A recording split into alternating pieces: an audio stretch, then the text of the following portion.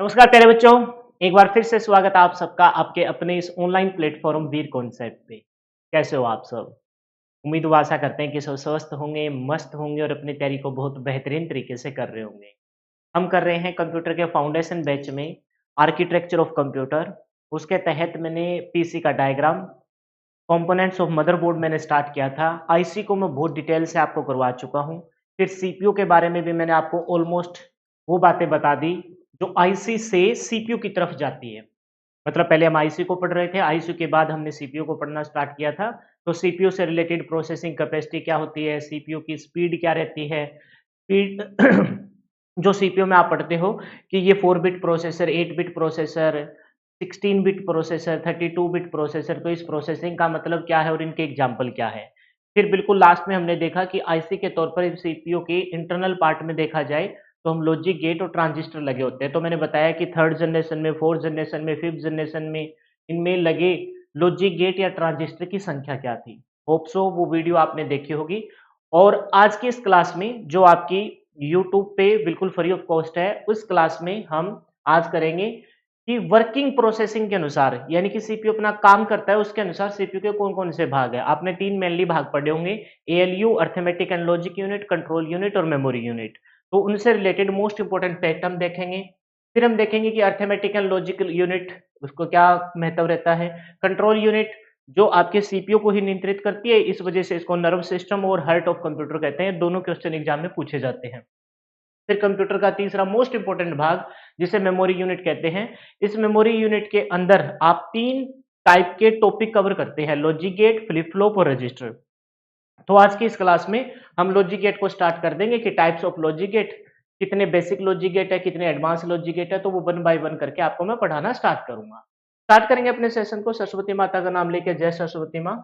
और जो बच्चे मेरे को यूट्यूब पे देख रहे हैं और उनको लग रहा है कि कंटेंट अच्छा करवाया जा रहा है, तो बिना किसी निसंकोच के आपके उस कोर्स में इनरोल कर लीजिए।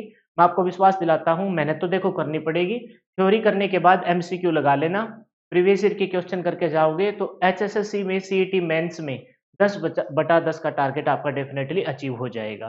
और जो बच्चे ऐप पे पढ़ रहे हैं उनको मैं बता दूं, पिछला जो टॉपिक था जिसमें हमने एग्जाम्पल देखे थे 4 बिट, 8 बिट, 16 बिट, वो प्रोसेसिंग कैपेसिटी बनी किस प्रकार से थी, उसके बाद हमने लॉजिक गेट और ट्रांजिस्टर वहां तक कर लिया था। अब आगे से टू भी कंटिन्यू करते हैं। और यूट्यूब पे जो देख रहे हैं ना, वो एक इस कंप्लीट वीडियो से उनका 1 या 2 नंबर पक्का हो जाएगा। ये मत सोचना कि यूट्यूब पे जो करवाया जा रहा है उसका कोई बेनिफिट नहीं होगा, बेनिफिट मिलेगा। मैं टॉपिक कुछ इसी प्रकार से लेके आता हूँ कि उस क्लास में वो कंप्लीट हो जाए, ताकि चलो ठीक है कोर्स में एनरोल करो या ना करो वो तो आपके ऊपर डिपेंड करता है, लेकिन क्लास लगाने का भी तो एक बेनिफिट मिलना चाहिए ना। वेस्टेज ऑफ टाइम नहीं है ये। इसको करने के बाद आपका पार्ट ऑफ सीपीयू से रिलेटेड क्वेश्चन पूछा जाता है और लॉजिक गेट से रिलेटेड क्वेश्चन पूछे जाते हैं, वो दोनों क्वेश्चन आपके अच्छे से कवर हो जाएंगे। ठीक है। और जो बच्चे नए आए हैं इस यूट्यूब चैनल पे उनको मैं बता दूं, ये फाउंडेशन बैच है आपका हरियाणा सीईटी मेंस के लिए, या फिर कोई भी वन डे कॉम्पिटिटिव एग्जाम की आप तैयारी कर रहे हो और उसमें कंप्यूटर के क्वेश्चन आते हैं, तो अपने इस बैच से बाहर नहीं जाएंगे। अगर आपको मेरे द्वारा पढ़ाया हुआ समझ में आ रहा है तो वीडियो को लाइक कर दिया करो, कमेंट करके जरूर बताया करो कि क्लास कैसी थी। स्लो, फास्ट, लैंग्वेज का कोई इश्यू हो या फिर कोई चीज आपको समझ में ना आए तो भी आप मेरे से शेयर कर सकते हो। मैं डेफिनेटली उसमें कुछ ना कुछ इंप्रूव करने की कोशिश करूँ। पार्ट ऑफ सीपीयू हम कर रहे थे। मैंने बताया था कि सीपीयू के 3 भाग होते हैं। ऊपर वाला जो भाग होता है जिसे आप एएलयू कहते हो, अरिथमेटिक एंड लॉजिक यूनिट कहते हो। ये जो अरिथमेटिक एंड लॉजिक यूनिट है डिटेल से देखेंगे अगले पेज पे, लेकिन मैं बता रहा हूँ मोटा मोटा क्या है। ये जो आप कंप्यूटर में इनपुट पे डाटा जो देते हो, यूजर के द्वारा जो भी कंप्यूटर को इनपुट पे जो डाटा दिया जाता है, उस डाटा पर इंस्ट्रक्शन के अनुसार गणना कौन करता है, सीपीयू करता है। लेकिन एक्चुअल में उस गणना में सही मायने में वर्क करने वाला आपका एएलयू होता है, क्योंकि ये अरिथमेटिक ऑपरेशन करेगा और ये क्या करेगा, लॉजिकल ऑपरेशन करेगा। तो अरिथमेटिक और लॉजिक ऑपरेशन करना यानी कि कैलकुलेशन करना, कैलकुलेशन करना मतलब प्रोसेसिंग करना, और प्रोसेसिंग का काम किसका है, सीपीयू का। और सीपीयू के किस भाग का, तो कहेंगे सीपीयू के सबसे ऊपरी भाग जिसको आप एएलयू बोलते हो, अरिथमेटिक एंड लॉजिक यूनिट बोलते हो। सेकंड जो भाग है इसका वो कौन सा है, कंट्रोल यूनिट। कौन सा है, कंट्रोल यूनिट। तो पेपर में ऐसे क्वेश्चन आएगा, सीपीयू का वह कौन सा भाग है जो सीपीयू को दिशा निर्देशित करता है, सीपीयू का वह कौन सा भाग है जो पूरे कंप्यूटर को कंट्रोल या दिशा निर्देशित करता है, तो उसका नाम क्या है, कंट्रोल यूनिट है। कौन सा है, कंट्रोल यूनिट है। फिर तीसरा मोस्ट इंपोर्टेंट पार्ट जिसको डिटेल से करना पड़ेगा वो आपका कौन सा है, मेमोरी यूनिट। कौन सा है जी, मेमोरी यूनिट। तो मेमोरी यूनिट से एक तो सिर्फ डेफिनेशन के तौर पे क्वेश्चन आता है, तो एक क्वेश्चन आता है मेमोरी लोकेशन क्या है, समझ रहे हो? जो पिछली क्लास में जो ऐप पे मैंने पढ़ाया था कि भी 4 बिट, 8 बिट, 16 बिट जो प्रोसेसर है, उसमें लिखे गए 0-1 के कॉम्बिनेशन आपके वर्ड लेंथ या कैरेक्टर लेंथ कहलाते हैं।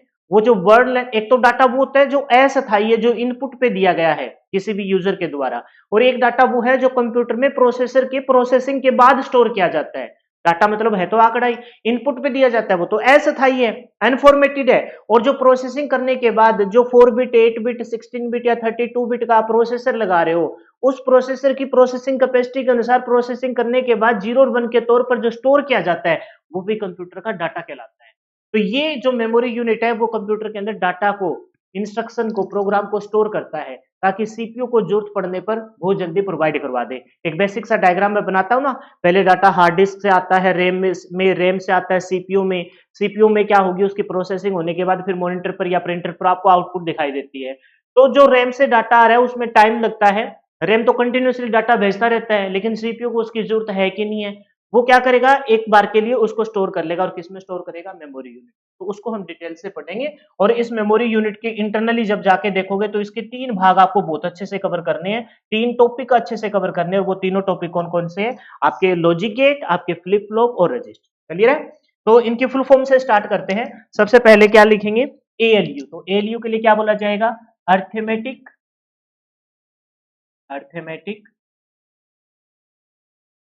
सीधा लॉजिक यूनिट लिखना चाहो तो लॉजिक लिख लीजिए, नहीं तो अर्थमेटिक एंड लॉजिक यूनिट लिख लीजिए, and logic unit, arithmetic and logic unit.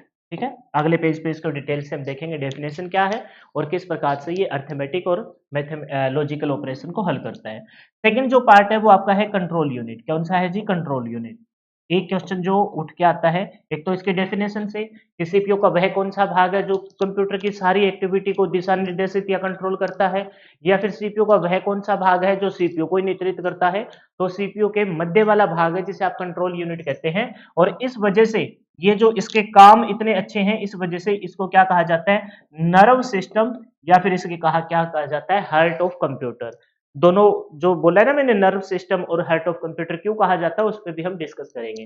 Third जो पार्ट है वो है आपका मेमोरी यूनिट। कौन सा है जी, memory unit. Memory unit, memory unit के अंदर मैंने बताया कि आपको 3 टॉपिक अच्छे से कवर करने हैं। इस मेमोरी यूनिट वाले चैप्टर में से, मतलब इस भाग में से आपको 3 टॉपिक बहुत डिटेल से कवर करने हैं, और वो 3 टॉपिक कौन सा है, आज की ही क्लास में एक तो पढ़ोगे आप लॉजिक गेट।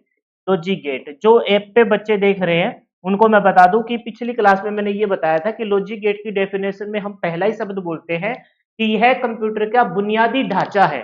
बुनियादी ढांचा का मतलब ये है कि भाई आपका ये कंप्यूटर चलता किससे है, इलेक्ट्रिसिटी से। कौन सी इलेक्ट्रिसिटी, डीसी से।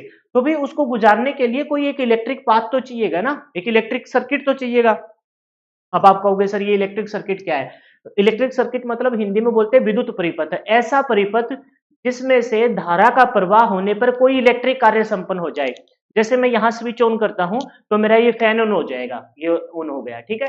ये जब फैन ऑन हुआ तो मैंने स्विच ऑन करने पर इसमें से करंट गुजरा और ये इलेक्ट्रिक कार्य यानी कि फैन ऑन हो गया, तो इसको बोलते हैं विद्युत परिपथ।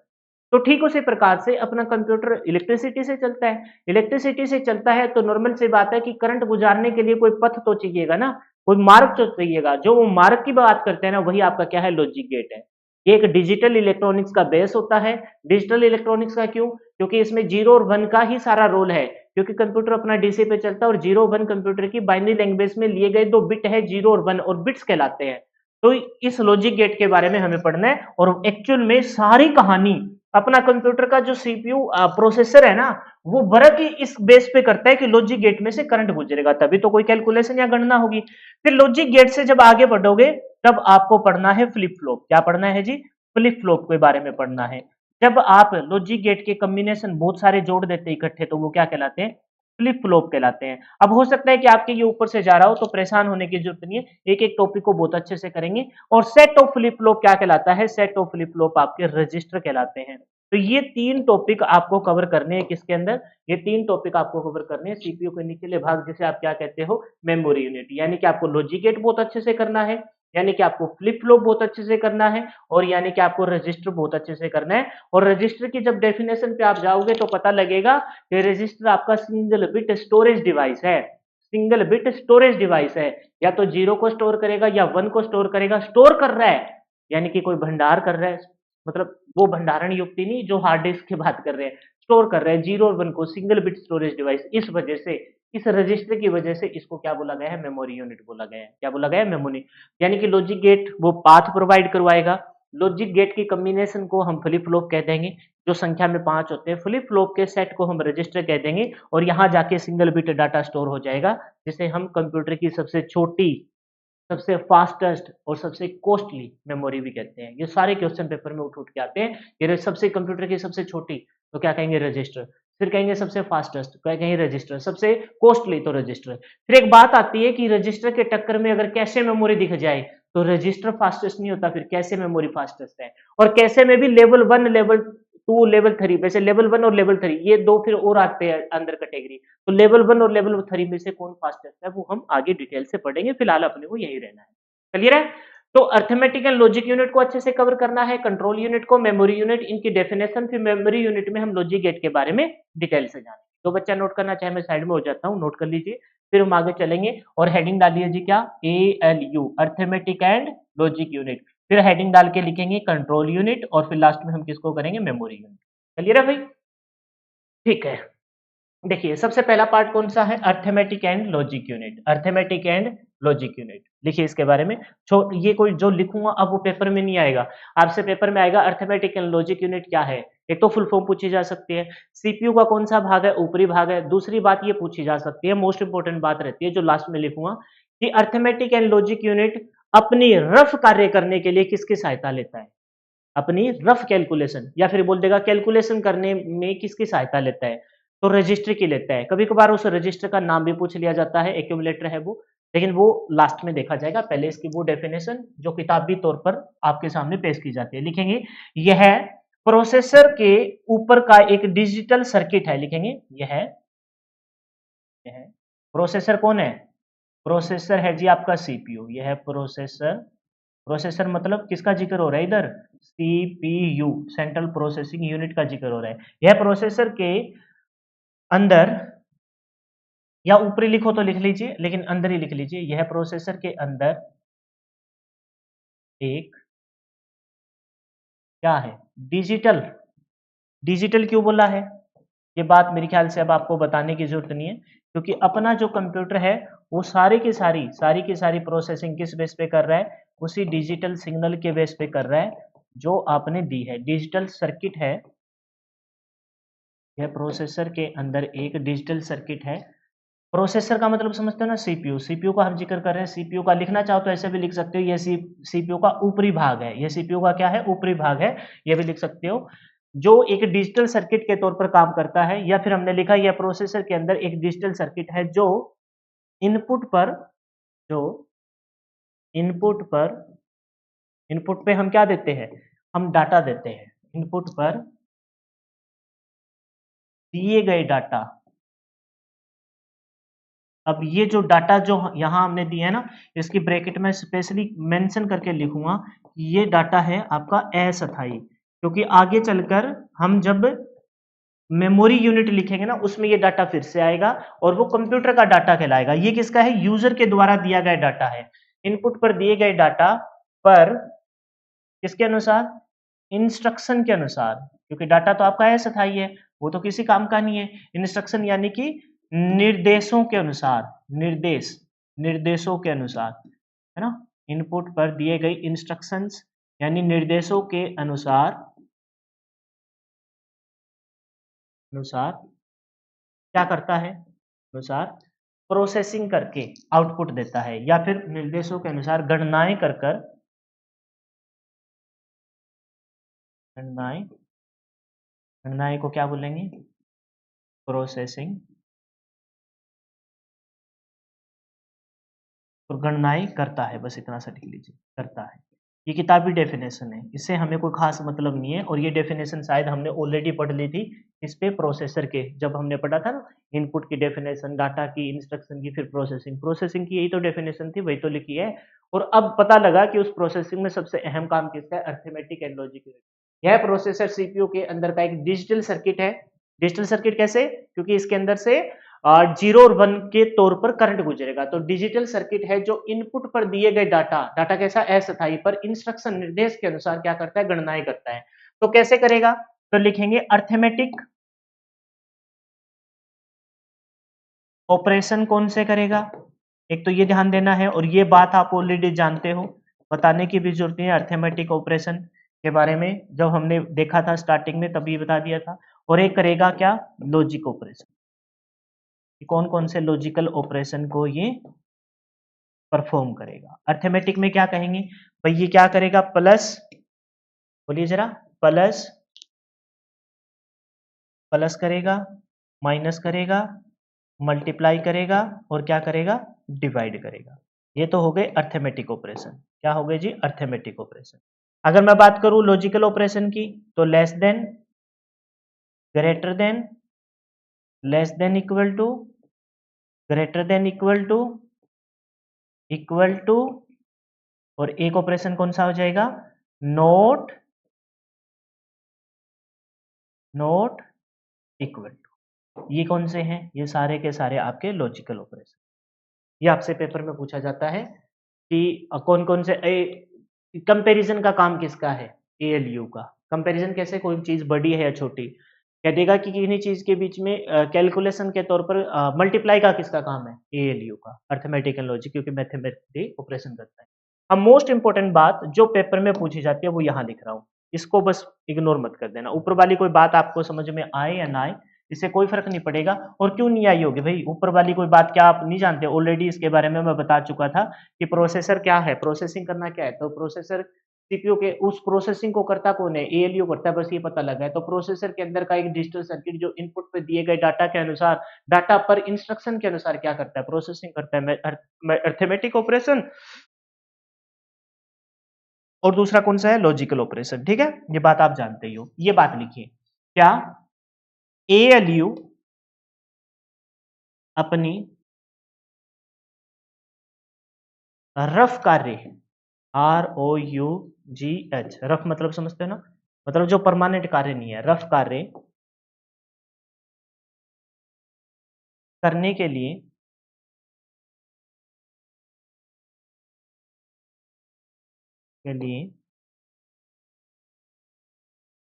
रजिस्टर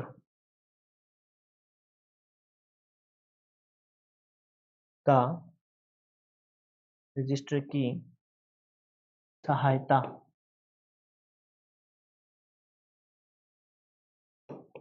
लेता है। सर आपने उस रजिस्टर का जिक्र नहीं किया, अभी मैं उस रजिस्टर का नाम लिखूंगा तो भी उसका कोई फायदा नहीं है, क्योंकि रजिस्टर मैंने नहीं पढ़ाया। बस आप ध्यान रखना, रफ कार्य करने के लिए किसकी सहायता लेता है, तो एक रजिस्टर की सहायता लेते हैं। और उस रजिस्टर को एक्यूमुलेटर कहते हैं, जो मैं बाद में जब वो रजिस्टर कराऊंगा तब मैं आपको बता दूंगा कि यह रजिस्टर एएलयू के साथ मिलकर रफ कार्य यानी कि अस्थायी कैलकुलेशन करने में प्रयोग में लाया जाता है। क्लियर है, तो ये था आपका arithmetic and logic unit. Arithmetic operation आप ऑलरेडी जानते हो, लॉजिकल ऑपरेशन आप ऑलरेडी जानते हो, इसमें कोई नई बात नहीं थी, ये सारी चीजें आप जानते हो। लेकिन ये बात ध्यान रखना, एएलयू अपने रफ कार्य करने के लिए अपनी, मतलब कि वो कैलकुलेशन जो हो सकता है कि स्थायी ना हो सकता है कि डिलीट करनी पड़ जाए, ऐड करनी पड़ जाए, तो उसके लिए किसकी सहायता लेता है, एक रजिस्टर की सहायता लेता है। ये बात पेपर में पूछी जाती है। क्लियर है, हो जाएगा। जो बच्चा नोट करना चाहे नोट कर लेगा, फिर आगे चलते हैं और नेक्स्ट पार्ट देखते हैं कंप्यूटर का सीपीयू के मध्य वाला भाग, जिसे आप कंट्रोल यूनिट कहते हैं। ठीक है, देखिए नेक्स्ट। और जो बच्चे भाई सेशन को देख रहे हैं, अगर आपको वीडियो पसंद आ रही है तो भाई वीडियो को लाइक कर दीजिए, है ना, सेशन को शेयर कर दीजिए, कमेंट करके बता दिया करो, कुछ ना कुछ तो रिस्पॉन्स दिया करो यार। मैं व्यू देखता हूँ अच्छे खासे आ जाते हैं, लेकिन बच्चों के रिस्पॉन्स बहुत कम आते हैं। ऐसे सोचते हैं कि भाई 100 अगर बच्चे देख रहे हैं तो कम से कम 50 कमेंट की तो मैं उम्मीद रखता हूँ। हो सकता है कि 50 को अच्छा ना लगे हो, लेकिन जिनको अच्छा लगे तो वो तो एटलीस्ट कमेंट करके बताया करो कि क्लास कैसी थी। ठीक है, हौसला बढ़ता है भाई ऐसे। अच्छा, इस अर्थमेटिक एंड लॉजिक यूनिट का कोई हिंदी में नाम लिखना चाहे तो लिख लीजिए अंकगणितीय एवं तार्किक इकाई। लेकिन मेरे ख्याल से कोई फायदा नहीं है, क्योंकि फुल फॉर्म तो ऐसे ही आएगी, अर्थमेटिक एंड लॉजिक। लिखना चाहे तो अंकगणितीय एवं तार्किक इकाई। ठीक उसी प्रकार से कंट्रोल यूनिट सीयू, अगर लिखना चाहे कोई हिंदी में लिख सकता है क्या, नियंत्रण युक्ति इकाई, यूनिट को इकाई बोलते हैं, लिखना चाहे तो लिख सकता है क्या, नियंत्रण यूनिट का मतलब इकाई, नियंत्रण इकाई। लेकिन मेरे ख्याल से कंट्रोल यूनिट अगर याद रखोगे तो शायद फुल फॉर्म में आपकी हेल्प हो जाएगी। लिखिए इसके बारे में क्या लिखेंगे, यह सीपीयू का मध्य भाग है। ये किताबी बातें हैं जो मैं अब लिख रहा हूँ, कोई काम की नहीं है, जो काम की होगी मैं बता दूंगा, लेकिन मेरे को लिखाना पड़ रहा है क्योंकि भाई डेफिनेशन तो एटलीस्ट अपने पास होनी चाहिए। यह है सीपीयू यानी प्रोसेसर का कौन सा भाग है, मध्य भाग है। यह सीपीयू का मध्य भाग है। और क्या खास बात है, तो लिखेंगे कि सीपीयू के सभी दिशा निर्देश, या फिर ऐसे लिखिए, यह कंट्रोल यूनिट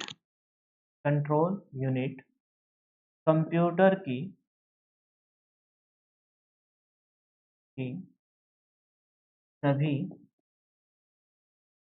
एक्टिविटीज को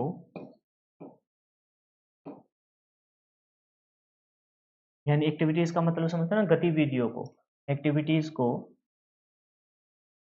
कंट्रोल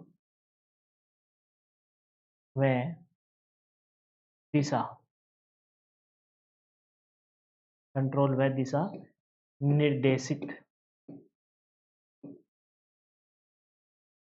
देख लेना कोई मात्रा मुद्रा गलत हो जाए, कंट्रोल व दिशा निर्देशित करता है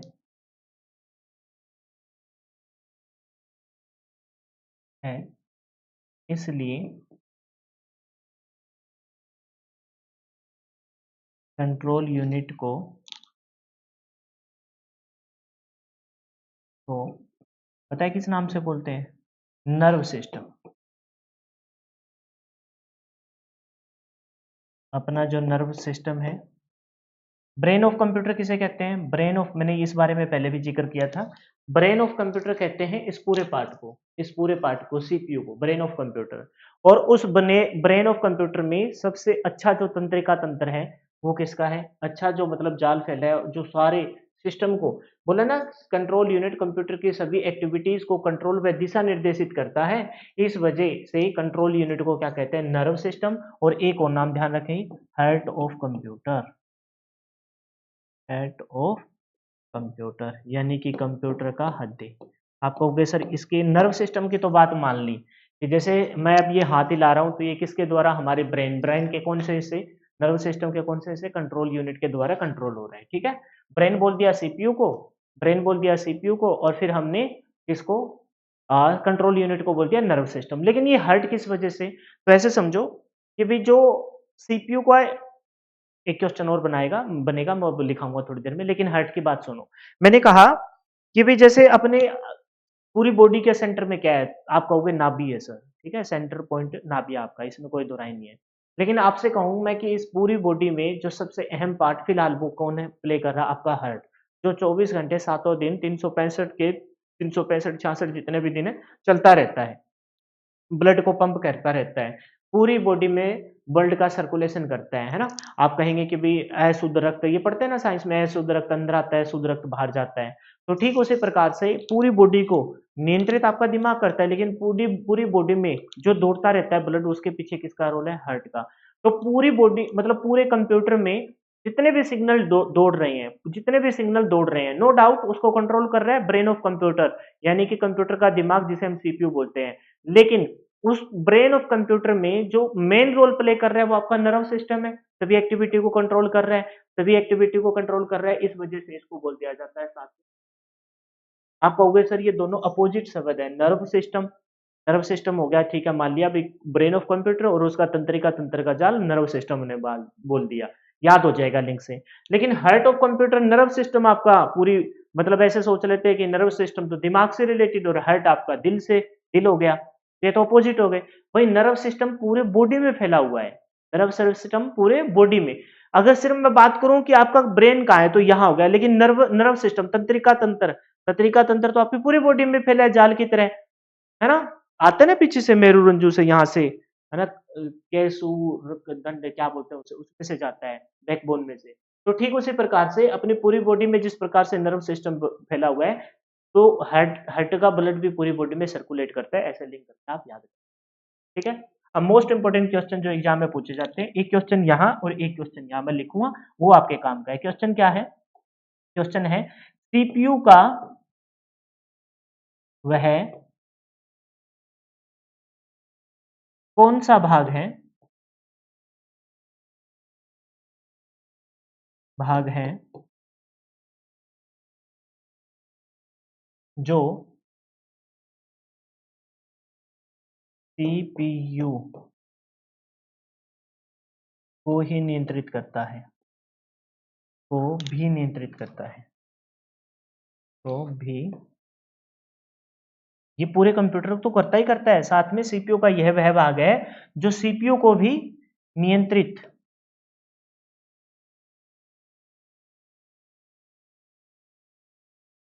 करता है। तो आपको पता है कि भाई नो डाउट पूरे कंप्यूटर को करता है, तो सीपीयू को भी नियंत्रित करेगा, तो उसका नाम क्या हो जाएगा? कंट्रोल। ये पेपर में पूछा जाता है। ऊपर वाला अगर आपके कुछ समझ में आए तो ठीक है, नहीं तो कोई बात नहीं, इसको इग्नोर मत कर देना, ये पेपर में पूछा जाता है। एक और बात जो पेपर में आई है क्वेश्चन के तौर पर, वो क्या है? फंक्शन शॉर्ट फॉर्म में लिख देता हूं, मतलब कार्य of control unit. Function of control unit, क्योंकि कंट्रोल यूनिट के कौन कौन से फंक्शन है? जैसे फंक्शन कार्य के अनुसार ही तो सीपीयू के 3 भाग है, कौन कौन से? आप कहेंगे आपका control unit, sorry ALU arithmetic and logic unit, फिर कौन? कंट्रोल यूनिट, और फिर मेमोरी यूनिट। तो ठीक उसी प्रकार से कंट्रोल यूनिट के फंक्शन क्या है? तो 3 फंक्शन आपको ध्यान रखने, 3 कार्य आपको मेनली ध्यान रखने, और वो 3 कार्य कौन कौन से है वो मैं लिख देता हूँ, उनको आप कभी मत भूलना, वो पेपर में पूछे जाते हैं। सबसे पहले कोई प्रोग्राम आएगा तो उस प्रोग्राम के हमें क्या करने पड़ेंगे? रीड इंस्ट्रक्शन, उसके क्या करने पड़ेंगे? इंस्ट्रक्शन को रीड करना पड़ेगा। कौन करेगा इंस्ट्रक्शन को रीड? आप कहेंगे कैलकुलेशन तो एएलयू करेगा, अर्थमेटिक ऑपरेशन, लॉजिकल ऑपरेशन को परफॉर्म तो एएलयू करेगा, किसकी सहायता से? एक रजिस्टर, कौन से? एक्यूमुलेटर, रफ कार्य के लिए उसका प्रयोग करेगा। लेकिन उसको क्योंकि भाई किसी ने चौधर ली है, चौधर समझते हो ना भाई, रख रखाव, लोगों को मैनेजमेंट करने का काम लिया है, तो भाई उसको देखना पड़ेगा कि हाल फिलहाल में कौन आया है, कैसा आया है, चाल चलन का कैसा है, क्या करना है, कहाँ बिठाना है, क्या खुआना है, क्या पिलाना है। समझ रहे हो मेरी बात को? तो ये सारे के सारे काम करने पड़ेंगे, तो इसका मतलब सबसे पहले इंस्ट्रक्शन को रीड करना पड़ेगा। इंस्ट्रक्शन को रीड करने के बाद फिर उसके पे क्या करेगा? इंटरप्रेट करेगा। इंटरप्रेट करेगा मतलब उस इंस्ट्रक्शन के अनुसार क्या लेगा? कोई एक्शन लेगा, भाई आखिरकार काम करना क्या है। और ऐसा अगर हो जाता है, इंटरप्रेट हो जाता है, तो फिर प्रोग्राम को क्या कर देगा? एग्जीक्यूट कर देगा। तो क्या करेगा फिर? Execute instruction. तो इसके 3 काम हैं, सबसे पहले इंस्ट्रक्शन को पढ़ना, फिर इंस्ट्रक्शन पे इंटरप्रेट करना, और फिर इंस्ट्रक्शन के अनुसार एग्जीक्यूट करना। और ये सारे के सारे काम करवाएगा किससे? ये सारे के सारे काम करवाएगा आपके अर्थमेटिक एंड लॉजिक यूनिट। और ये किसकी सहायता लेगा? कंप्यूटर के निचले भाग जैसे मेमोरी यूनिट में एक रजिस्टर है, उसकी सहायता लेगा। बोलो समझे कि नहीं समझे? क्लियर हो गई ये बात? कोई समस्या किसी भी प्रकार की? तो कंट्रोल यूनिट काम मोटा मोटा हमें पता लगा कि इसके 2 मुख्य नाम, नर्व सिस्टम और दूसरा क्या है? एक नाम नर्व सिस्टम और दूसरा क्या है? दूसरा है आपका क्या? Heart of computer, heart of computer. फिर पता लगा कि भाई ये सारे कंप्यूटर को दिशा निर्देशित करता है, तो इस बात का भी ध्यान रखना है कि भाई ये खुद सीपीयू को भी नियंत्रित करता है, और इस बात का भी ध्यान रखना है कि इसके 3 मेन फंक्शन है। ऊपर वो खाली स्पेस रखा है ना, उसमें कुछ लिखना है, लेकिन थोड़ी देर के बाद। Read instruction, interpret instruction, execute. Sir Hindi में नाम, हिंदी में कोई अलग से नाम नहीं है, ऐसा नहीं कि निर्देशों को पढ़ना, ये नाम आपको ऐसे आएंगे पेपर में। सीपीयू के मध्य भाग कंट्रोल यूनिट का निम्नलिखित में से कौन सा एक फंक्शन नहीं है? 3 तो ये नजर आएंगे, रीड, इंटरप्रेट और एग्जीक्यूट। एक ऐसा कोई बीच में उठा के दे देगा लल्लू पंजूसा, उसको आपको टिक आउट करके बाहर कर देना। क्लियर है? हो जाएगा? बहुत बढ़िया। जो बच्चा नोट करना चाहे नोट कर लेगा। अब चलेंगे तीसरे और मोस्ट इंपोर्टेंट भाग, जिसे हम क्या कहते हैं? Control unit. और कंट्रोल यूनिट की डेफिनेशन करने के बाद एक क्वेश्चन उसमें बनता है क्या? कि मेमोरी लोकेशन किसे कहते हैं। फिर उसमें चलेंगे हम पहले टॉपिक यानी कि लॉजिक के। ठीक है, मैं बोल रहा था इस खाली स्पेस का यूटिलाइज करेंगे, तो ये मैंने इरेज इस वजह से किया है कि जैसे आपको समझ में ना आए कि कंट्रोल यूनिट कंप्यूटर की सभी एक्टिविटी, सर ये एक्टिविटी का आखिरकार मतलब क्या है, तो ध्यान रखेंगे कि भी कोई भी कंप्यूटर के अंदर इनपुट का कार्य हुआ है, इनपुट कोई भी चीज की आई है ना, पूरा लिख देता हूं मैं। कोई भी कंप्यूटर के अंदर एक्टिविटी का मतलब क्या है भाई, यूजर के द्वारा क्या दी जाए, कोई इनपुट दी जाए, है ना। इनपुट पे क्या हो, फिर प्रोसेसिंग हो, इनपुट पे क्या हो, प्रोसेसिंग हो। प्रोसेसिंग होने के बाद आप डाटा को क्या करना चाहो, आप प्रोसेसिंग होने के बाद डाटा को स्टोर करना चाहो, है ना। स्टोर करने के बाद फिर आप डाटा को क्या करना चाहो, एग्जीक्यूट यानी कि आउटपुट दो, है ना, आउटपुट दो। आउटपुट दे दी है और फिर एक लास्ट में फंक्शन और आता है जिसको मैंने क्वेश्चन के माध्यम से फर्स्ट चैप्टर के एंडिंग में बताया था। और वो क्या बताया था मैंने कि आपको साथ में क्या करना हो, कंट्रोल करना हो। ये कंट्रोल वाला काम, आप कहते हो कि सर कंट्रोल वाला काम क्या और कोई करता है, अरे नहीं भाई, यही एक एक तो होता है IPO, input process output, IPO diagram of computer. एक होता है कि कंप्यूटर के अंदर प्रोग्रामिंग किस प्रकार से एग्जीक्यूट होती है, तो ऐसे बोलते हैं इनपुट देते हैं, प्रोसेसिंग करते हैं, डाटा को स्टोर कर लेते हैं किसी परमानेंट स्टोरेज डिवाइस में, फिर उसकी आउटपुट होती है। और अगर कंट्रोल करना हो तो कोई फीडबैक दे देते हैं दोबारा से, भाई ये एरर था या फिर ये चीज अभी तक सही नहीं है, इसको सही करके दीजिए। तो ये जितनी की जितनी एक्टिविटी होती है कंप्यूटर के अंदर, वो सारी की सारी एक्टिविटी को कौन कंट्रोल करता है, आपकी कंट्रोल यूनिट करती है। इसी वजह से उसे नर्व सिस्टम या फिर हार्ट ऑफ कंप्यूटर कहा जाता है। ठीक है, आज पता नहीं क्या हो रखा है, आ रही है बार बार। चलो, लास्ट बट नॉट लिस्ट, नीचे वाला पार्ट जिसे क्या बोलते हैं, मेमोरी यूनिट। क्या बोलते हैं, मेमोरी यूनिट। वो लिखना चाहे तो हिंदी में लिखा जाएगा मेमोरी यूनिट ही, तो क्या ही लिखना है, इसको छोड़िए। लिखेंगे मेमोरी यूनिट कंप्यूटर की एक वह इलेक्ट्रॉनिक स्थान है, memory unit, memory unit computer में वह इलेक्ट्रॉनिक स्थान है, वह इलेक्ट्रॉनिक्स इलेक्ट्रॉनिक स्थान है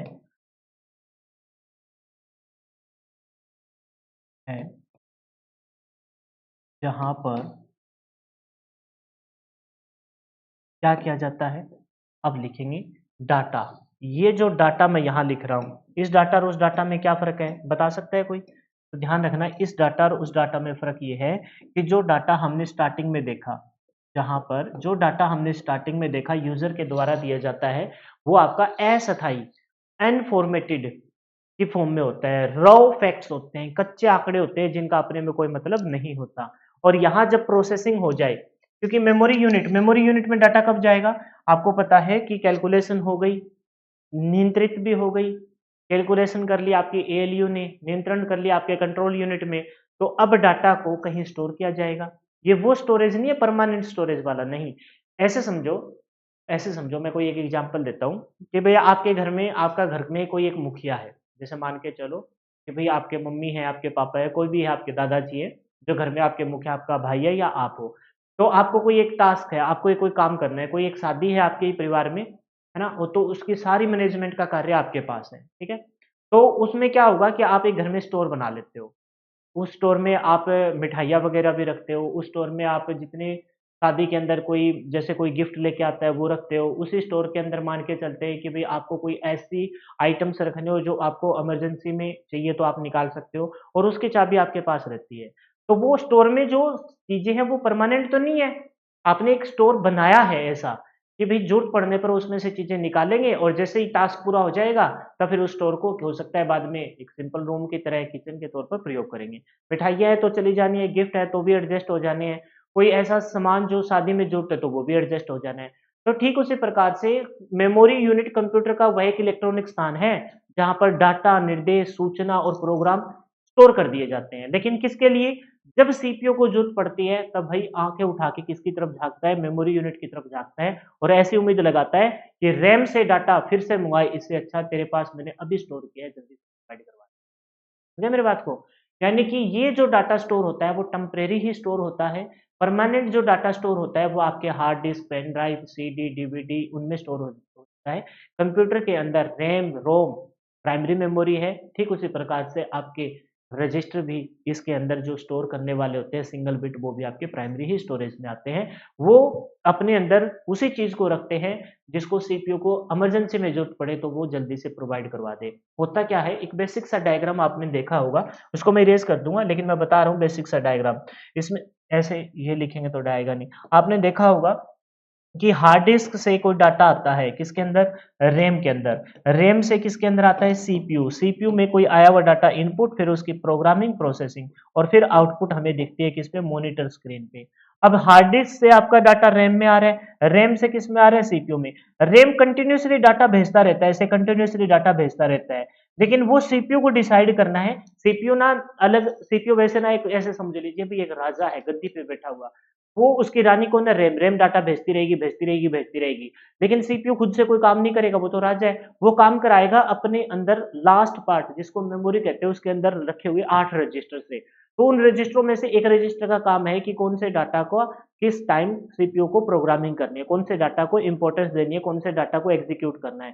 तो भाई फिर डाटा तो इधर से आता ही रहेगा, रैम तो अपने काम में बिजी है, डाटा भेजती रही है भेजती रही है भेजती रही है। तब सीपीयू ने क्या किया, सीपीयू ने अपना एक पार्ट बनाया, सीपीयू ने अपना एक पार्ट बनाया जिसको मेमोरी यूनिट कहते हैं। इस मेमोरी यूनिट में रैम के द्वारा भेजे गए प्रोग्राम में से कुछ एक ऐसी चीजें जैसे डाटा, वो डाटा जो कंप्यूटर की प्रोसेसिंग की वर्ड लेंथ है, करेक्टर लेंथ है, या कुछ निर्देश या फिर कुछ इंस्ट्रक्शन या फिर कुछ प्रोग्राम इसमें लाके स्टोर कर दिए। और जब जरूरत पड़ी तो ऐसे नहीं कि फिर से किसकी तरफ झांका, अपनी रानी की तरफ नहीं, रानी अपने काम में बिजी है, तो अपना काम करते रहने दीजिए। फिर वो याद करेगा अपने मेमोरी यूनिट में वो डाटा कहीं ना कहीं स्टोर है, उसको फिर वो प्रोवाइड करवा देगा सीपीयू को। सीपीयू के किस भाग को, एएलयू को, वो फिर से गणना करेगा, क्योंकि कंप्यूटर का काम ही तो क्या है, गणना करना, प्रोसेसिंग करना। फिर बात आती है वो स्टोर कहाँ करेगा, उसका एड्रेस क्या होगा, वो हम पढ़ेंगे सारा का सारा रजिस्टर में। एक रजिस्टर होता है मेमोरी डाटा रजिस्टर या फिर मेमोरी बफरिंग रजिस्टर, उसमें तो वो डाटा स्टोर होता है। उसका एड्रेस डिसाइड करता है मेमोरी एड्रेस रजिस्टर, समझ रहे हो ना।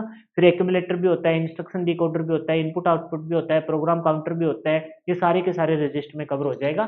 फिलहाल जो आपको ध्यान रखना है कि इसके अंदर क्या स्टोर होता है, तो ध्यान रखेंगे इसके अंदर जो स्टोर होता है वो आपका क्या होता है, डाटा। वो डाटा नहीं जो इनपुट पे, अरे क्या हो गया, वो डाटा, अरे वो डाटा नहीं जो आप इनपुट पे देते हो, वो तो आपका अस्थायी होता है। यहाँ जो स्टोर होगा वो क्या होता है, जहां पर डाटा लिखेंगे, जहां पर डाटा, ये जो डाटा का जिक्र हो रहा है ना, मैंने बहुत बार समझा दिया इसको, ये डाटा का जिक्र हो रहा है कंप्यूटर की प्रोसेसिंग, उसको जिसको हम 4 बिट 8 बिट जिसको हम बोलते हैं वर्ड लेंथ या करेक्टर लेंथ, पिछली क्लास जिन्होंने देखी उनको भी ध्यान हो। डाटा सूचना, डाटा सूचना निर्देशों, निर्देश लिख लीजिए या निर्देशों को, निर्देशों, निर्देश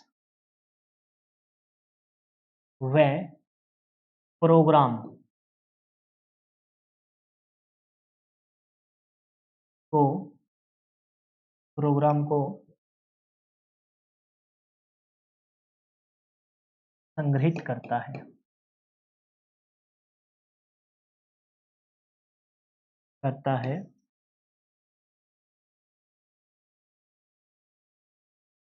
जब कभी भी सीपीयू को इन सब की, इन सब की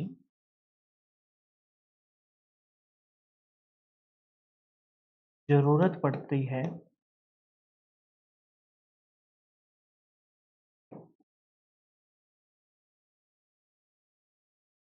तो तत्काल, तत्काल ना लिखे शीघ्र लिख लो, शीघ्र,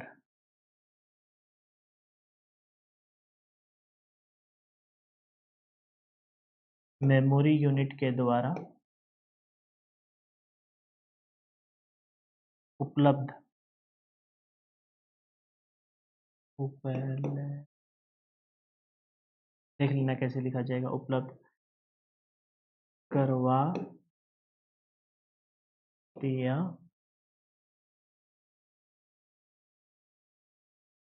जाता है। बताओ समझ में आया क्या। फिर से किसकी तरफ नहीं देखेगा, मेमोरी यूनिट की तरफ नहीं देखेगा, जब भी जरूरत पड़ेगी तो शीघ्र ही उसके द्वारा क्या करवा दिया जाएगा, उपलब्ध करवा दिया जाएगा। ठीक है, मेमोरी यूनिट कंप्यूटर में क्या करता है, समझ में आ गया। इलेक्ट्रॉनिक स्थान है जहां पर क्या स्टोर करता है, डाटा को।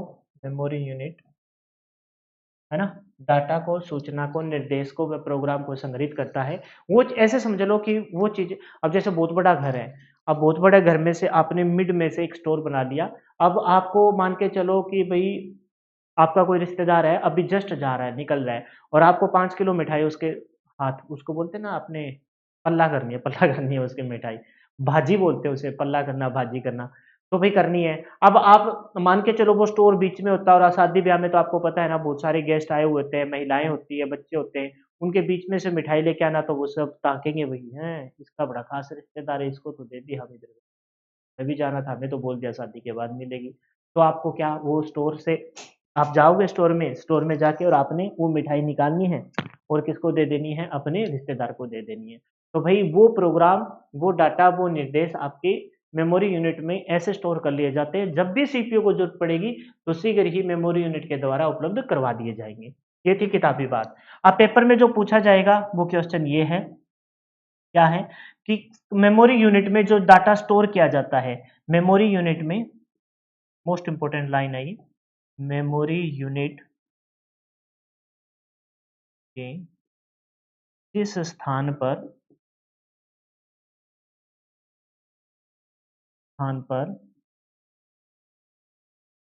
ये सारी चीजें, खास करके डाटा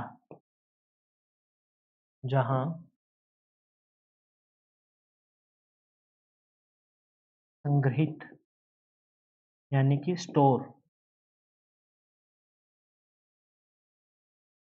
किया जाता है,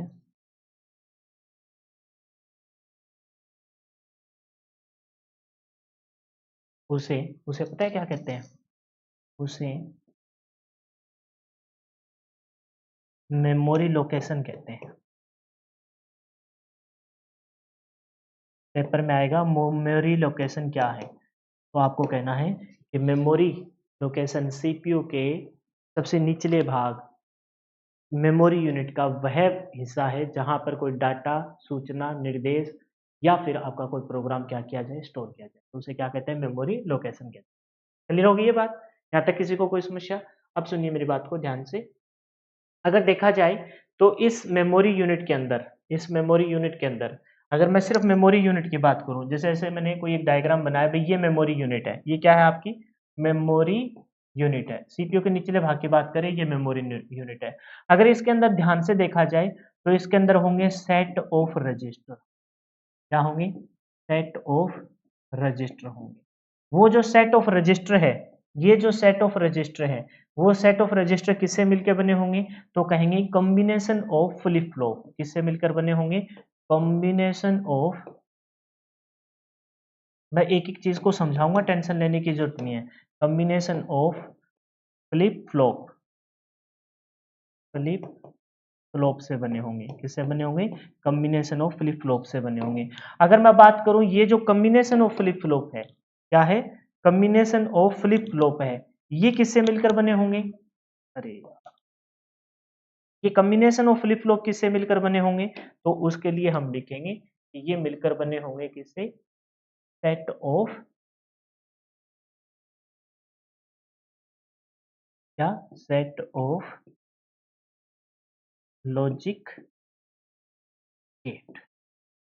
यानी कि इस बात को कुछ ऐसा समझा जा सकता है कि अगर सही मायने में देखा जाए तो मेमोरी यूनिट के अंदर क्या होते हैं, डाटा को स्टोर करने वाले रजिस्टर। रजिस्टर कोई अपने आप में कोई एक प्रॉपर स्थान है ही नहीं। रजिस्टर के अंदर जो हमने नाम बोल दिया रजिस्टर, तो वो रजिस्टर तो अपने आप में कोई स्थान है ही नहीं। अंदर जाके देखा कि रजिस्टर तो खुद कॉम्बिनेशन ऑफ फ्लिप फ्लॉप है, लेकिन फ्लिप फ्लॉप भी कोई प्रॉपर स्थान तो है ही नहीं। फ्लिप फ्लॉप किससे मिलकर बना होता है, सेट ऑफ लॉजिक गेट, किससे मिलकर बना होता है, सेट ऑफ लॉजिक गेट। तो इस बात को कुछ इस प्रकार से सही मायने में रिप्रेजेंट किया जा सकता है कि सबसे पहले मेमोरी यूनिट को बनाने के लिए किसको बनाया गया होगा, लॉजिक गेट को बनाया गया होगा। जब आपके लॉजिक गेट बन गए होंगे, जब आपके बहुत सारे लॉजिक गेट बन गए होंगे, इन्हीं लॉजिक गेट को जोड़ जोड़ के सेट ऑफ लॉजिक गेट को फिर क्या बोला गया, फ्लिप फ्लॉप बोला गया। क्या बोला गया, फ्लिप फ्लॉप बोला गया। और जब ये फ्लिप फ्लॉप दिखे हमें, बहुत सारे फ्लिप फ्लॉप बन गए, मैं बताऊंगा आपको किस प्रकार से जुड़ेंगी, तब उस जगह को जब बहुत सारे कॉम्बिनेशन ऑफ फ्लिप फ्लॉप बने, बहुत सारे फ्लिप फ्लॉप के कॉम्बिनेशन बने, तो उस जगह को क्या बोला गया, रजिस्टर बोला गया। क्या बोला गया, रजिस्टर। हालांकि हम एक्चुअल में देखते क्या है भाई, कंप्यूटर की मेमोरी यूनिट में जो आपका डाटा, इंस्ट्रक्शन, निर्देश या प्रोग्राम स्टोर होते हैं वो तो रजिस्टर में होते हैं। रजिस्टर कोई प्रॉपर प्लेस है ही नहीं, तो फिर प्लेस फिर लगा के भी हो सकता है फ्लिप फ्लॉप प्लेस हो, नहीं वो भी कोई प्लेस नहीं है। तो फिर प्लेस है क्या, प्लेस का मतलब ये है कि भाई ऐसे ऐसे सर्किट अंदर, अगर ध्यान से देखोगे तो इसके अंदर मेमोरी यूनिट के अंदर ऐसे ऐसे सर्किट है ना, ऐसे ऐसे सर्किट है अंदर, उन सर्किटों में से करंट गुजरेगा और इन्हीं सर्किटों को हम बोलते क्या है, इन्हीं सर्किटों को हम बोलते हैं लॉजिक गेट। क्या बोलते हैं, लॉजिक गेट। तो एक्चुअल में सही मायने में चीज अंदर है क्या, लॉजिक गेट है। लॉजिक गेट के बहुत सारे संयोग से, जैसे मैं कहूं आपके गांव में एक्चुअल में है क्या, आपके शहर में एक्चुअल में है क्या, आप कहोगे एक्चुअल में कहीं किसी एक प्रॉपर जगह पर आपका घर है ना, कई घर है, तो बहुत सारे घर मिले होंगे, तब आपकी क्या बन गई, एक गली बन गई, जैसे गली नंबर 4, गली नंबर 5, ऐसे ही कुछ बहुत सारी गलियां मिलकर 1 2 3 4 5 10 तक गलियां हुई, फिर ये क्या बन गया, फिर आपका एक मोहल्ला बन गया, है ना। फिर जैसे आपका मोहल्ला है, पड़ोस में बहुत सारे मोहल्ले, फिर आपका एक प्रॉपर सेक्टर बन गया, और सेक्टर बन के फिर एक किसी शहर में, ये सेक्टर 12, ये सेक्टर 15, ये सेक्टर 18, ये सेक्टर 22, ये 42, ऐसे आपका क्या बन गया, एक शहर बन गया। और ठीक आपके शहर, बहुत सारे शहर मिलकर आपके क्या बन जाएंगे, शहर और गांव मिलकर आपका एक क्या बन जाएगा, आपका एक राज्य, और बहुत सारे राज्य मिलकर आपका एक देश, और बहुत सारे देश मिलकर आपकी एक पूरा विश्व बन जाएगा। तो एक्चुअल में सही मायने में कौन सी चीज एग्जिस्ट करती है, आपका घर एग्जिस्ट करता है, आपका घर है। तो सही मायने में चीज क्या है, सही मायने में आपकी जो चीज एग्जिस्ट करती है वो आपकी क्या है, वो है जी आपके क्या, फ्लिप फ्लॉप। क्या है जी, flip flop, sorry logic gate. सही मायने में क्या चीज है, लॉजिक गेट है। और लॉजिक गेट से फिर आपके क्या बने, फ्लिप फ्लॉप बने। उस जगह को, जैसे घर है, घर से गली, गली या सेक्टर बन गया, सेक्टर से फिर आपका क्या बन गया, आपका शहर या आपका राज्य बन जाएगा। समझ गए इस बात को। तो हमें फोकस किस पे करना है, हमें फोकस करना है लॉजिक गेट पे। हमें किसको पढ़ना है, लॉजिक गेट को। लॉजिक गेट से फ्लिप फ्लॉप, फ्लिप फ्लॉप से रजिस्टर, और जब रजिस्टर पढ़ लेंगे तो हम कह देंगे कि इसी रजिस्टर के अंदर डाटा आके स्टोर हो जाएगा, और वही किसको बनाता है, मेमोरी यूनिट को बनाता है। किसको बनाता है जी, मेमोरी यूनिट को बनाता है। अब जो बच्चा इसको एक बार थोड़ा सा रफली नोट करना चाहे या साफ तरीके से नोट करना चाहिए, क्योंकि ये सारी चीजें मैं अब आगे चल के वन बाय वन एक्सप्लेन करूंगा, लेकिन मैंने बता दिया कि भाई ये हमें नजर आता है लेकिन ये है नहीं, एक्चुअल में होता है ये, इसी से हमें स्टार्ट करना है। तो जो बच्चा नोट करना चाहे वो नोट कर लेगा, फिर हम चलेंगे और हेडिंग डालेंगे किसके ऊपर, लॉजिक गेट के ऊपर। हेडिंग डालेंगे लॉजिक गेट। क्या डालेंगे जी, लॉजिक गेट। समझ तो आ रहा है ना क्या पढ़ाया जा रहा है। मैंने पार्ट ऑफ सीपीयू बताया, अर्थमेटिक एंड लॉजिक यूनिट के बारे में बताया, ठीक है, अर्थमेटिक ऑपरेशन करता है। फिर उसके बाद मैंने बताया जो आपको वो है कौन सा, कंट्रोल यूनिट। कंट्रोल यूनिट से जो रिलेटेड जो क्वेश्चन आते हैं डायरेक्ट वो, कि जो आपका सीपीयू का एएलयू से रिलेटेड ये क्वेश्चन रजिस्टर का प्रयोग करता है। कंट्रोल यूनिट से ये क्वेश्चन पूछा जाता है सीपीयू का वह भाग जो सीपीयू को नियंत्रित करता है। और जो कंट्रोल यूनिट से रिलेटेड जो क्वेश्चन बन सकता है वो बन सकता है कि इसके फंक्शन क्या है, रीड, इंटरप्रेट और एग्जीक्यूट। मेमोरी यूनिट से क्वेश्चन एक तो ये पूछा जाता है कि जहाँ पर डाटा स्टोर किया जाता है उसे मेमोरी लोकेशन कहते हैं। फिर हमने देखा कि ये वाला फंक्शन है जो एक्चुअल में इसके अंदर घटित होता है। तो अब वन बाय वन करके हम स्टार्ट करते हैं और हेडिंग डालेंगे type of logic gate, type of logic gate. ठीक है, हमें दो प्रकार के लॉजिक गेट मेनली देखने को मिलते हैं, एक होता है बेसिक लॉजिक गेट और एक होता है एडवांस लॉजिक गेट। पहले type of logic gate, total कितने टाइप के लॉजिक गेट हमें पढ़ने हैं, तो ध्यान रखेंगे टोटल हमें 7 प्रकार के, कितने प्रकार के, 7 प्रकार के लॉजिक गेट पढ़ने होते हैं। कितने प्रकार के पढ़ने होते हैं भाई, 7 प्रकार के लॉजिक गेट हमें पढ़ने होते हैं। ठीक है, तो उस 7 में से दो कैटेगरी में हमने डिवाइड कर रखा है। 7 में से कितनी कैटेगरी में डिवाइड कर रखा है, दो कैटेगरी। पहली जो कैटेगरी रहेगी वो रहेगी बेसिक लॉजिक गेट की, तो देखेंगे बेसिक लॉजिक। बहुत आसान है, लेकिन जिन्होंने नहीं पढ़ा या इनसे कभी वास्ता नहीं पढ़ा तो हो सकता है कि उनको थोड़ा मुश्किल लगे, लेकिन एक बार दो बार अगर आप देख लोगे तो इतना मुश्किल नहीं है। हाँ, आसान बात है। अच्छी बात इनसे रिलेटेड ये है कि पेपर में सीधा सीधा क्वेश्चन पूछा जाता है, वह कौन सा लॉजिक गेट है जिसकी दोनों ही इनपुट हाई होने पर आउटपुट हाई होगी, ऐसे क्वेश्चन आएंगे। या फिर इनकी आएगी एक ट्रूथ टेबल या फिर एक लॉजिकल एक्सप्रेशन, तो वो चीज हमें देखनी है, फिर इसमें कोई दम नहीं है। तो बेसिक लॉजिक गेट की संख्या कितनी है, तो आप कहोगे बेसिक लॉजिक गेट की संख्या है 3। और एडवांस लॉजिक गेट एक होता है एडवांस्ड। थोड़ा नीचे लिखे, पहले तीनों बेसिक लॉजिक गेट मैं बता देता हूँ कौन कौन से। तो 3 बताए हैं मैंने बेसिक लॉजिक गेट, कितने हैं? 3 हैं, जिनके नाम क्या है? नंबर 1 पर कहेंगे क्या? Not logic gate, not logic gate short form में लिख दिया, या फिर ऐसे लिख लो नोट, नोट। हाँ यार मजा नहीं आ रहा, मजा नहीं आता ना तब तक फिर मेरे को बड़ा अजीब सा लगता है। नंबर 1 पे नोट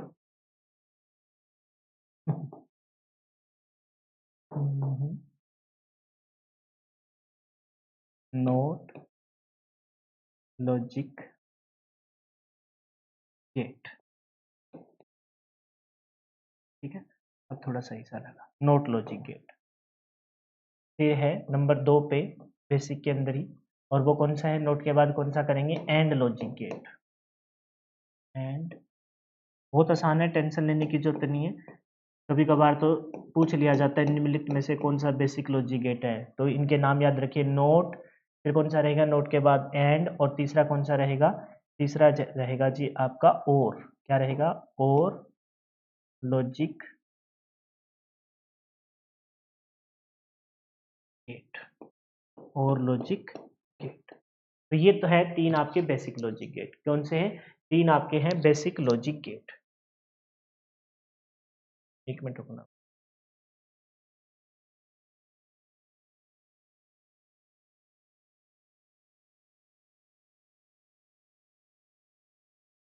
परेशान मत होना, कि मेरे को नीचे वो भी लिखनी है।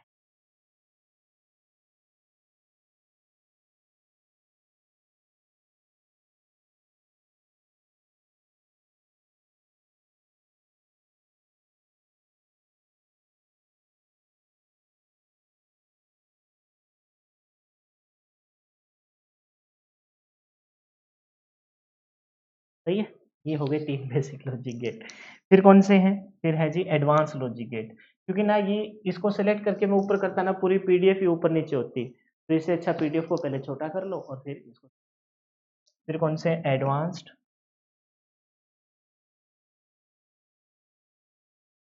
Logic gate. नाम ध्यान रखिए, जो मैंने लिखे हैं वो साथ साथ याद कर लीजिए। इनकी संख्या कितनी है जी? इनकी संख्या है 4। कितनी है? 4। कौन कौन से हैं? तो वैसे तो ये 3 हो गए, तो 4 नंबर पे आएगा, और टोटल 4 है संख्या में, ठीक है। 4 नंबर में आएगा जब नोट और एंड को मिला दिया जाए। नोट और एंड को मिला दिया जाए तो उसे बोलेंगे नैंड। क्या बोलेंगे? NAND logic. लॉजिक गेट वाला शब्द छोड़ो साइड में, इसके ब्रैकेट में लिख रहा हूं भाई, ये क्या कर दिया सर ने। तो लिखेंगे ये जो नैंड बना है ये किससे बना है? एन से। नोट प्लस एंड से बना है, नोट प्लस एंड से बना है, और इसका नाम क्या बन गया? नैंड बन गया। 5 नंबर की मैं बात करूं तो वो क्या हो जाएगा? नोट प्लस और को मिला दिया जाए तो ये बन जाता है नोर। क्या बन जाता है? नोर। तो ब्रैकेट में लिख रहा हूं नोट प्लस में किसको? और को, तो क्या बन गया? नोर।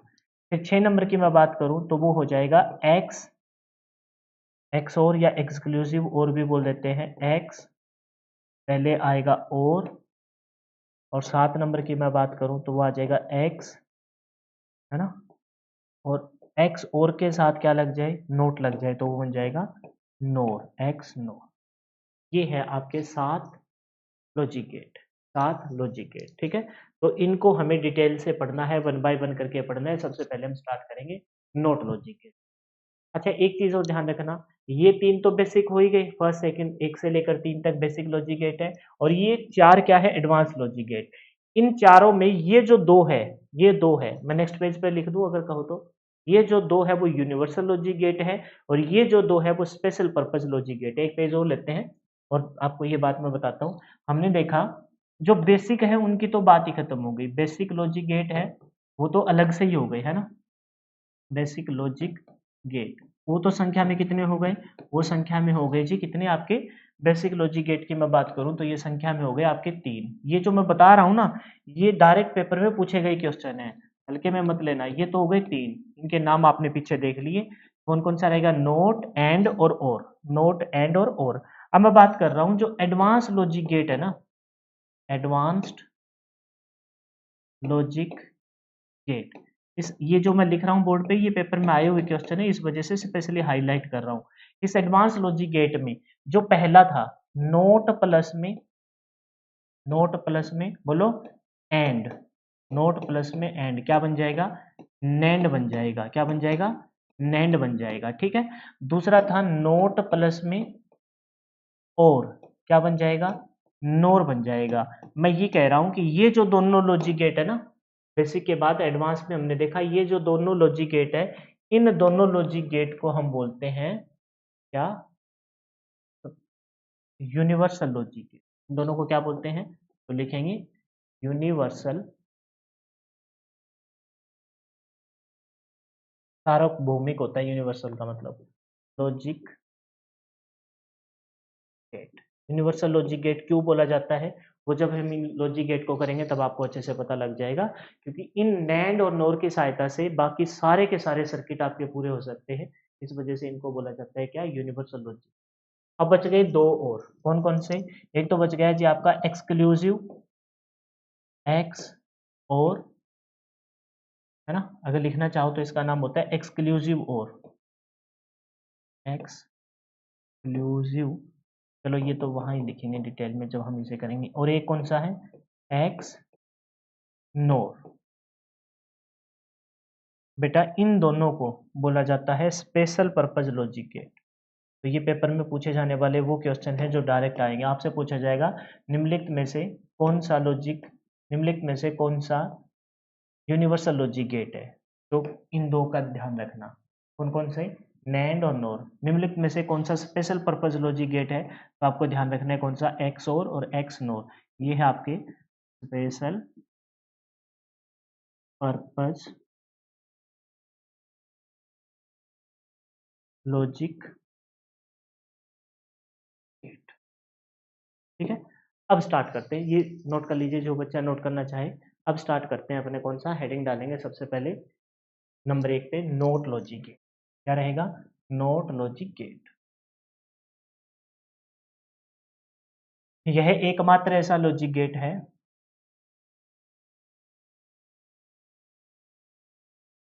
अच्छा एक चीज और देखो, अच्छे से मेंशन कर दूं ताकि किसी भी लॉजिक गेट में आपको दिक्कत ना आए। ये जो जितने भी लॉजिक गेट हम करेंगे, जितने भी लॉजिक गेट करेंगे, इनके अंदर हमें पढ़ना क्या है पता है, तीन चीजें आपको ध्यान देनी है। जितने भी साथ के साथ लॉजिक गेट है, इनके अंदर तीन चीजें। सबसे पहले तो उसका क्या देखेंगे, डायग्राम। क्या देखेंगे, डायग्राम। डायग्राम बना लिया तो उसके बाद हम उसकी बनाएंगे क्या, लॉजिकल एक्सप्रेशन।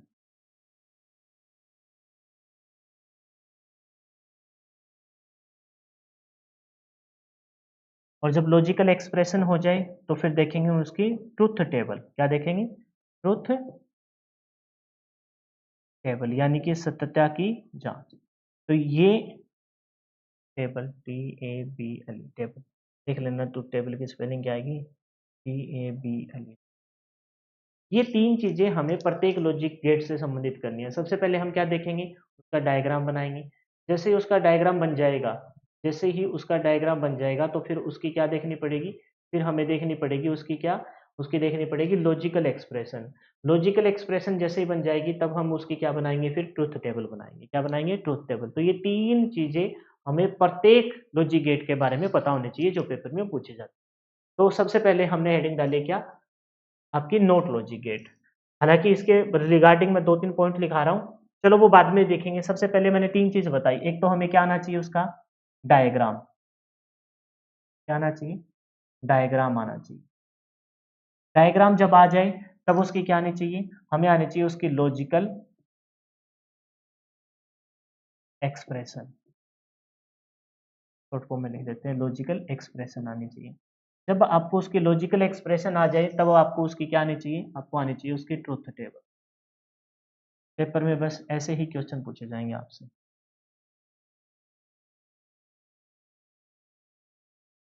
क्या आनी चाहिए उसकी ट्रुथ टेबल। तो सबसे पहले हम उसका क्या बनाते हैं जी, सबसे पहले हम बनाते हैं उसका डायग्राम। क्या बनाते हैं, डायग्राम बनाते हैं। तो ए नोट लॉजिक गेट का डायग्राम कुछ ऐसे बनेगा। बहुत सिंपल सा डायग्राम है। ऐसे सोच लो कि भगवान राम का तीर है, ठीक है? ये बन गया नोट लॉजिक गेट। थोड़ा सा और अच्छे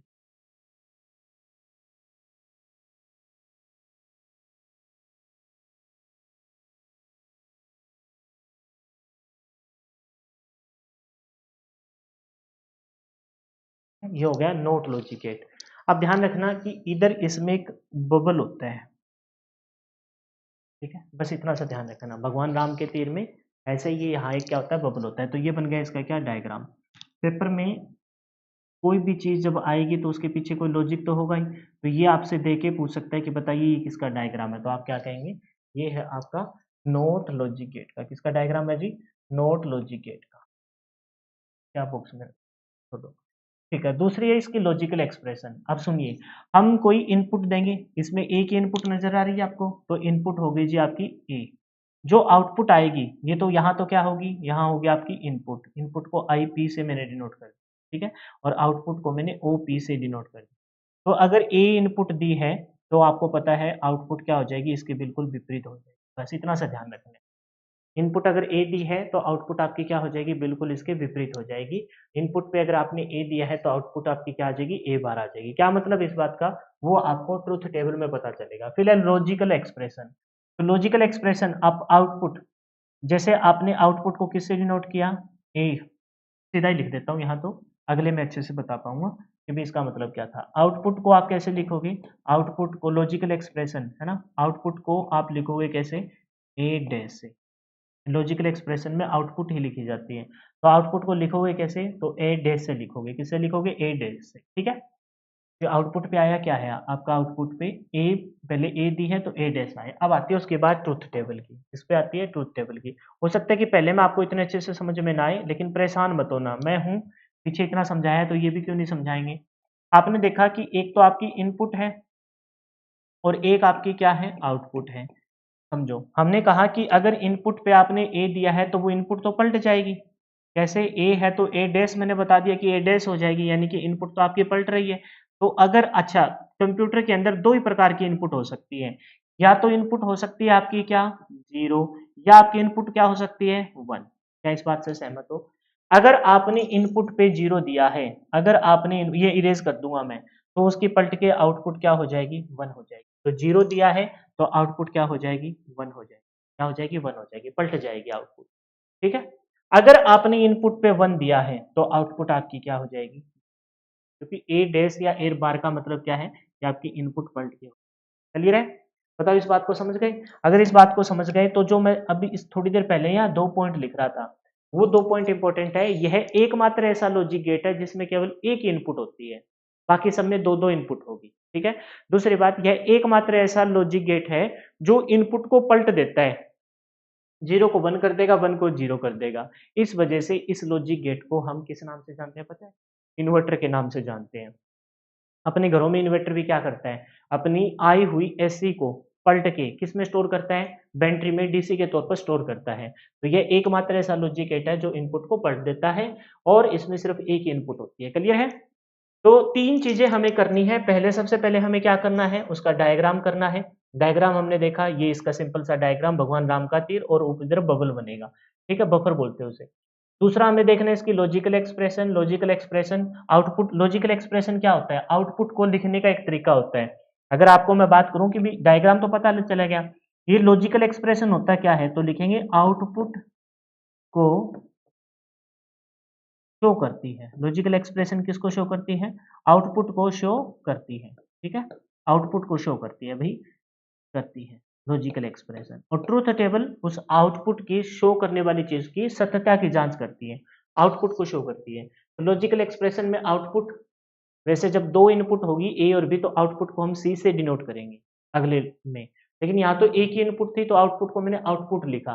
तो आउटपुट क्या हो जाएगी, अगर इनपुट पे आपने ए दिया है तो ए डैश हो जाएगी या ए बार हो जाएगी, डैश बोल दो या बार बोल दो। अगर इनपुट पे आपने जीरो दिया है तो वन आ जाएगी, और वन दिया है तो जीरो आ जाएगी। अब सुनो मेरी बात को, बहुत ध्यान से समझना इस बात को। जब आपकी जीरो है इसका मतलब आपकी इनपुट क्या है, लो है, क्या है, लो है। और जब आपकी वन है तो इसका मतलब आपकी इनपुट क्या है, हाई है। बेटा जब लो होगी तो आउटपुट आपकी क्या हो जाएगी, आपकी हाई हो जाएगी, पलट जाएगी। पलटने का मतलब 0 से 1 हो जाएगा। और अगर आपकी इनपुट हाई है तो भी पलट जाएगी, आपकी क्या हो जाएगी, लो हो जाएगी। अब ये लो और हाई है ना, बहुत काम के हैं, इसमें पता नहीं लग रहा है, ये तो साफ-साफ पता लग रहा है 0 को 1, 1 को 0 कर देता है। लेकिन जब आप एंड को करोगे, और को करोगे तो वहाँ ऐसे मिलेगा, वह कौन-सा लॉजिक गेट है जिसमें दोनों इनपुट लो हो, दोनों इनपुट हाई हो। लो का मतलब 0 और हाई का मतलब क्या होता है, हाई का मतलब आपका 1 होता है। 0 है मतलब लो है और 1 है मतलब हाई है। अब इससे रिलेटेड 2 मोस्ट इंपोर्टेंट पॉइंट, यह है एकमात्र, लिखेंगे यह है एकमात्र लॉजिक गेट है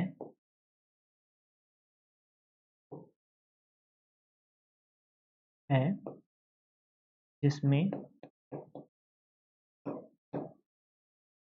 केवल एक ही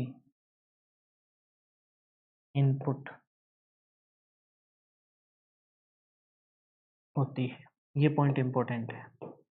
या तो होगी 0, एकमात्र एक ही का मतलब या तो 0 या 1। एक और इंपॉर्टेंट पॉइंट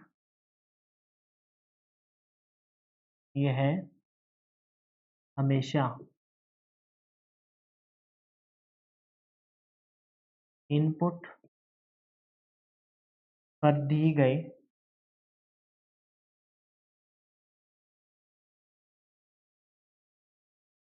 गए डाटा को पलट देता है,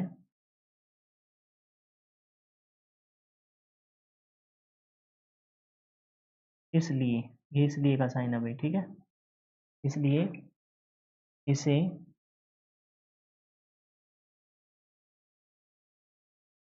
इन्वर्टर लॉजिक गेट भी कहते हैं।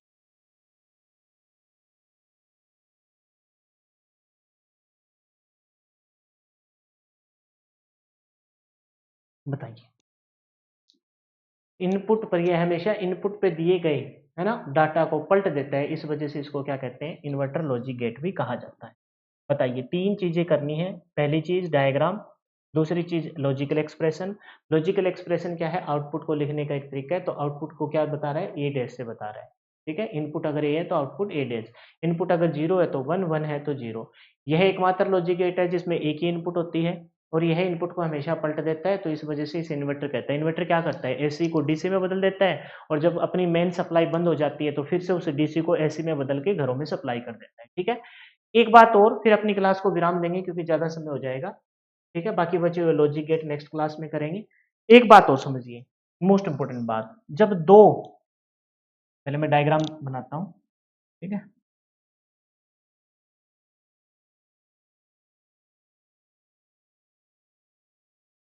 ये नोट हो गया।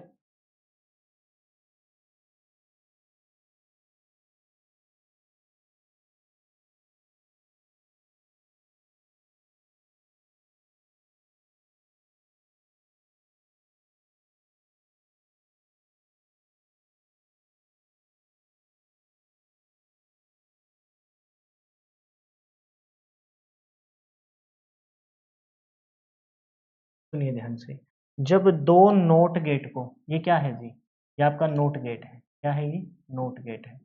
जब दो नोट गेट को बैक टू बैक जोड़ा जाए, यानी कि पहले के आउटपुट दूसरे के इनपुट बन जाए, तो उसे बफर कहते हैं। क्या कहते हैं, बफर। आपसे पूछा जाएगा, बफर को बनाने के लिए, बहुत ही डीप जाके बता रहा हूँ, लेकिन पेपर में आया क्वेश्चन है, बफर को बनाने के लिए कितने लॉजिक गेट यूज करते हैं, दो। कौन से लॉजिक गेट, तो ध्यान रखेंगे नोट लॉजिक गेट को, ठीक है। दूसरी बात, अगर दो not logic gate back to back जोड़े जाए, आउटपुट इनपुट, तो उसे क्या कहते हैं, बफर। अगर बफर की आउटपुट को, अगर बफर की आउटपुट को, है ना, ये आउटपुट आ गई बफर की, दोबारा से फीडबैक के तौर पर, किसके तौर पर, फीडबैक के तौर पर, लाइन सीधी है ना, फीडबैक के तौर पर दोबारा से किस पे जोड़ दिया जाए, इनपुट पे जोड़ दिया जाए। फीडबैक के तौर पर दोबारा से किस पे जोड़ दिया जाए, इनपुट पे जोड़ दिया जाए, तो उसे पता है क्या कहते हैं, उसे कहते हैं जी मल्टी वाइब्रेटर। थोड़ी सी ऊपर जा, उसे क्या कहते हैं जी, मल्टी वाइब्रेटर। हर बात पर यानी कि ये नोट लॉजिक गेट है, ये नोट है और ये भी नोट है, क्या बन गया, बफर। और ये फीडबैक, क्या बोलते हैं, फीडबैक। फीडबैक को दोबारा, है ना, दे दिया जाए तो इसे बोलते हैं मल्टी वाइब्रेटर। क्या बोलते हैं, मल्टी वाई, ये वाइब्रेटर, वाइब्रेटर। देख लेना स्पेलिंग कैसे, वाइब्रेटर। मैं देख लूंगा, बी आएगा शायद, ये नहीं आएगा, ठीक है। मैं इसको सही करके लिख दूंगा, मल्टी वाइब्रेटर बोला जाता है। देख लो एक बार फोन में,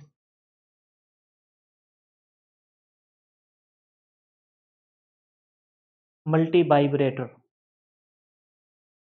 लेकिन मेरे को इसकी स्पेलिंग बाई, बी आई, ये बी नहीं आएगा, यहाँ आएगा, मल्टी वाइब्रेटर।